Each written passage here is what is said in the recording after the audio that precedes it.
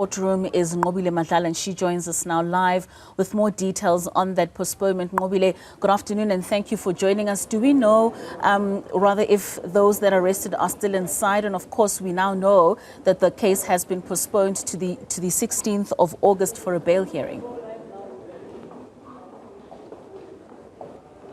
Yes, it has been postponed to the 16th of August, just for the three at the moment, because the time being is, we remember, there are 5 people that are to appear. So the 3 that have appeared at this point, we understand that it answers the question of all that have been asking if the pastor has in fact been arrested. We have seen him. He has appeared before court. Then we understand that his son is there as well as his bodyguard. But to give us more details in terms of what transpired in court, I now have NPA to speak to us. Pindi, if you could just give us a brief idea. There's a postponement for the 16th, but what exactly was happening in this first appearance? It was a brief first appearance, as you have mentioned. It was basically just to place the charges before court for the charges against all 3 accused. As you have indicated, the ones that appeared now is the Mutwenings, the father and son, as well as the bodyguard, who is Mr. Baloi. So they are facing a whole range of charges. We have about 12 charges amongst themselves. So the case has been postponed to the 16th of August for the state to prepare for the bail hearing. So we still have outstanding investigations in respect of the bail application that they want to bring before court. And amongst those is the profiling of all the accused persons, the verification of their addresses, and so on. So also what we can indicate as the NPA and confirm is that we have received 5 dockets in total. Dockets emanating from the incident that happened at the Matshidiso Primary School on Monday, the 5th of August. So out of those dockets, we have joined 2 of the dockets.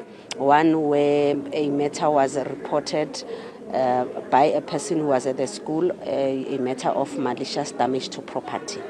So that case was opened against accused number 1, who is Baseka Mutwening, also known as Mboro.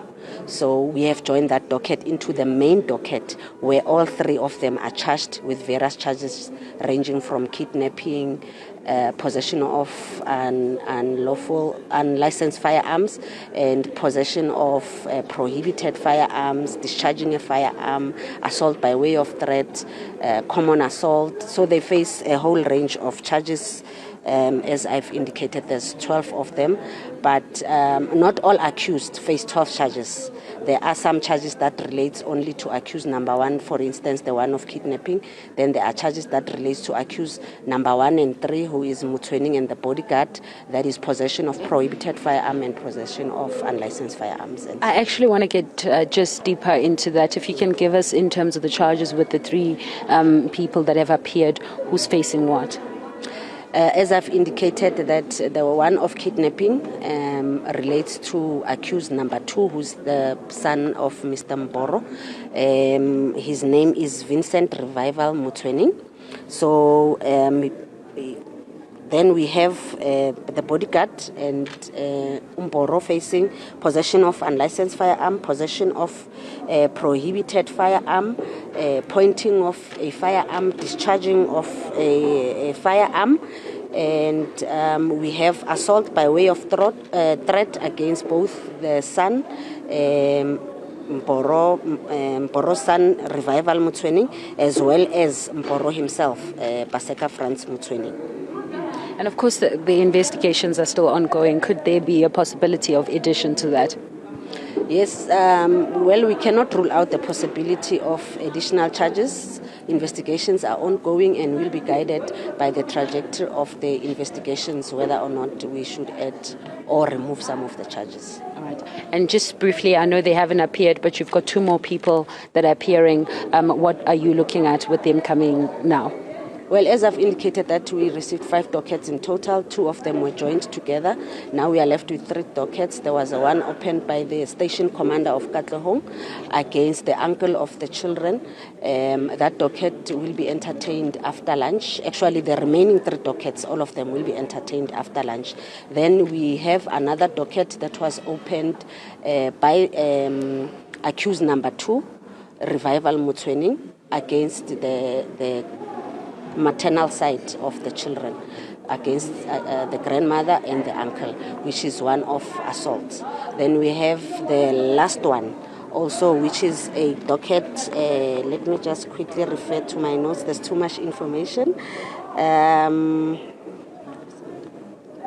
Then we have the one opened by Mboro himself against the grandmother of the children, which is also a docket of common assault. So all of those dockets will be dealt with after lunch in court. And can we expect bail application for that too? Well, our view as the state, in terms of the case of common assault, we are not opposing bail. So the one opened by Mboro-san, we have taken a decision as the NPA that it will not be enrolled. Pending further investigations, there's some outstanding information that we've requested SAPS to gather for us and then bring back the docket for a decision. And the last docket, the one by the station commander, is a very serious charge, one of attacking a police officer. So that docket also will be enrolled in court, and then we'll hear from the court whether or not the accused is ready to bring forth a bail application in that regard.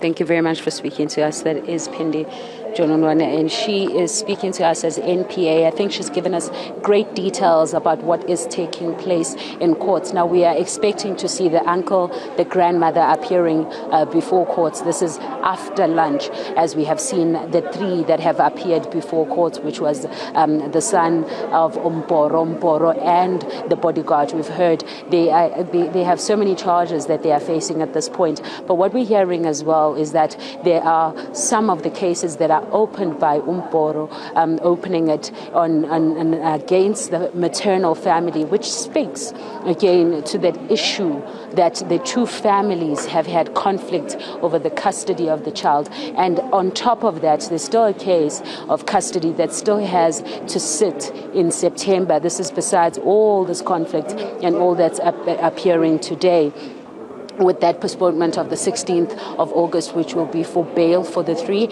Now we'll hear if the 2 others that are appearing from the maternal side will get bail. But the family at large, you can tell that there is a great conflict around these children. But what we have heard also from Steve Mabona, who is the Department of Gauteng Education, has a spokesperson, has told us that these children are still with the paternal family, which is already angered and in a way hurt the maternal family, because they still want access to the children. They're saying that there's a lot that still needs to be done.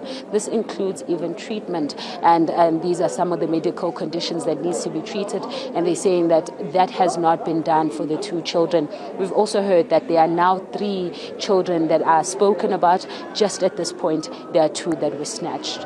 So the separation of children too coming into play. A very tricky situation, really.